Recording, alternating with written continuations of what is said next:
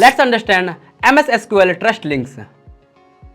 MSSQL has become widely favored as an enterprise-level database management system thanks to its robust feature in data storage, retrieval, and overall data management. This popularity is primarily driven by its strong capabilities, making it the preferred choice for businesses seeking efficient and effective solutions.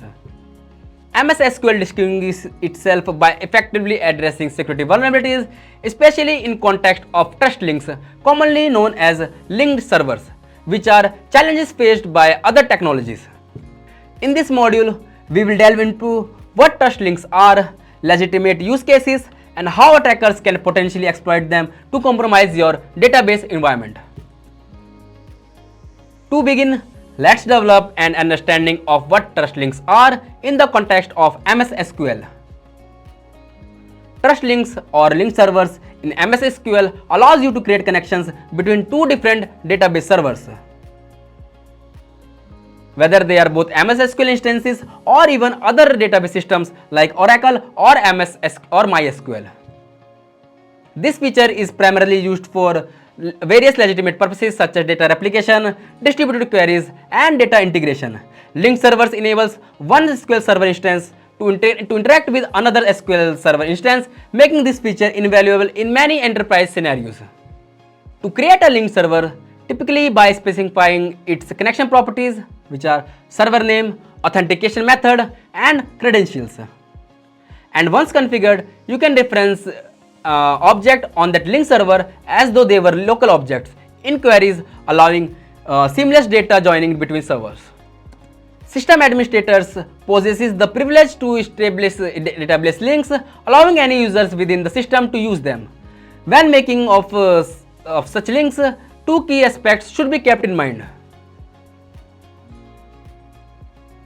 First, if a link is activated with data access set to 1, it permits any user on the database server to utilize the link without considering their individual permissions, whether they belong to the public, sysadmin, or any other group. Second, when the link is configured to use a SQL account, each connection is established with the privileges associated with that specific account, reflecting the permissions granted on the destination of the link. In simpler terms, enabling the link with the data access set to 1 makes it available for unrestricted use by any user on database server. Whereas configuring it with the SQL account means that connection inherits the privileges of that account concerning the link destination. To put it differently, a user with public access on a server A can execute SQL queries on server B if they were a sysadmin. Exploiting SQL server links externally.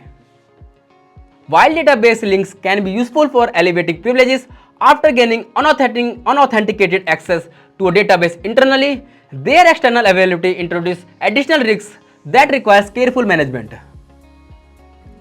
SQL injection vulnerabilities continue to be a prevalent threat, and successful attacks can lead to arbitrary SQL queries execution on linked servers. In cases where the web application database connection is configured with the least privilege, which is quite common, gaining access to an internal network where a database server may be located can be challenging.